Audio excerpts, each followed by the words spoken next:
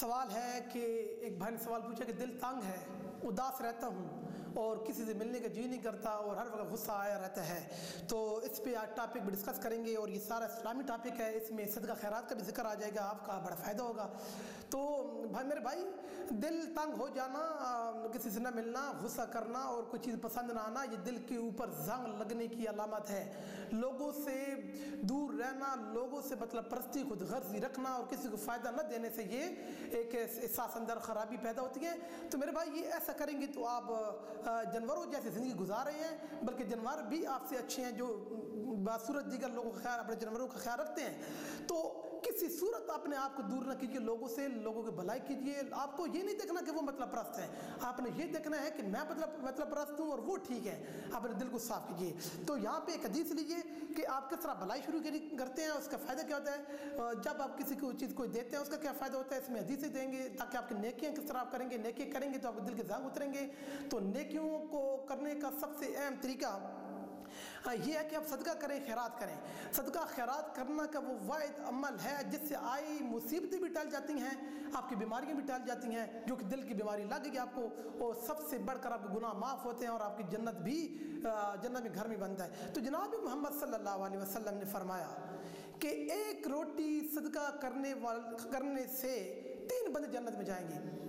ایک وہ جس نے روٹی کے لیے آٹا کما کے لایا ہے، نمبر 2 وہ عورت جس نے روٹی پکائی، نمبر 3 وہ بچہ بچی یا کوئی ان کا ملازم جو روٹی اس فقیر کو پکڑانے گیا۔ اس عمل میں 3 بندے شامل ہیں۔ نبی پاک صلی اللہ علیہ وسلم نے فرمایا ایک روٹی دینے سے 3 بندے جنت میں جائیں گے۔ تو مجھے بتائیے کتنا بڑا عمل ہے۔ پھر آپ صلی اللہ علیہ وسلم کے پاس ایک صحابی آئے، یا رسول اللہ میرے تو فوت ہو گئے ہے، لیکن اس کے ایک کوٹھا بھرا ہوا کھجور کا، کوٹھا یعنی مکان مجھے دے گیا ہے، وہ تو کھجور سے بھرا ہوا ہے، میں چاہتا ہوں کہ یہ تقسیم کر دوں اللہ کے راہ پہ، کیا اس کو ثواب پہنچے گا؟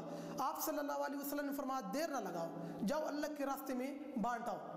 اچھا وہ بانٹنے چلا گیا، اچھا بائی چانس جناب محمد صلی اللہ علیہ وسلم وہی راستہ گزرے تو وہ بندہ کھجوریں بانٹ چکا تھا۔ آپ صلی اللہ علیہ وسلم نے کہا یہ وہ کوٹھا ہے؟ انہوں نے کہا جی ہاں۔ آپ صلی اللہ علیہ وسلم نے فرمایا اچھا۔ پھر آپ نے جو اس طرح دیکھا اوپر تو ایک چھوٹی سی کھجور اوپر ایک لکڑی کی، پہلے تو چھت نہیں ہوتے تھے اس طرح کے پکے، اس وقت تو لکڑی کی چھت ہوتے تھے، وہ جو لکڑی کا بالا ہوتا ہے یا وہ جو اوپر سے ایک سانچہ بنا ہوتا ہے اس کے ساتھ چھوٹی سی کھجور رہ گئی تھی۔ آپ صلی اللہ علیہ وسلم نے فرمایا یہ اتارو مجھے دکھاؤ۔ آپ صلی اللہ علیہ وسلم کے ہاتھ اس نے رکھی، آپ صلی اللہ علیہ وسلم نے وہ کھجور پکڑی، کہا کہ یہ کھجور اگر وہ شخص اپنے ہاتھ سے دے گیا ہوتا اس کا تھا، اس کوٹھے سے کا جو ثواب ہے اس ایک کھجور کا جو وہ خود دیتا وہ زیادہ ثواب ہے بنسبت جو کوٹھا تم نے تقسیم کر دیا ہے۔ جناب علی اپنے ہاتھ سے تقسیم کرنے کا یہ فائدہ۔ پھر جناب محمد صلی اللہ علیہ وسلم نے فرمایا کہ تم مسجد میں بیٹھے ہو تو سبحان اللہ پڑھو۔ جو بندہ مسجد میں سبحان اللہ کے ورد کرتا ہے وہ ایسا ہے جیسے دنیا میں بیٹھ کے جنت کے پھل کھاتا ہے۔ پھر نبی پاک صلی اللہ علیہ وسلم نے فرمایا کیا تم تھوڑی سی تکلیف نہیں کر سکتی؟ آپ صلی اللہ علیہ وسلم نے صحابہ کو آسان کام کر سکتے ہیں۔ آپ صلی اللہ علیہ وسلم نے فرمایا سونے سے پہلے 100 دفعہ سبحان اللہ پڑھ لیا کرو، 100 دفعہ سبحان اللہ پڑھنے سے تمہارے 1000 گناہ معاف ہو جاتے ہیں اور 1000 نیکی لکھ دی جاتی ہیں۔ مجھے بتائیں آپ 1000 گناہ کرتے ہیں؟ بالکل نہیں کرتے۔ تو یہ نیکی کے کام، یہ آپ جو صدقہ خیرات کریں گے اس سے آپ کے گناہوں کا زنگ اترے گا اور بھلائی کے طریقے سے آپ کامیاب ہو جائیں گے۔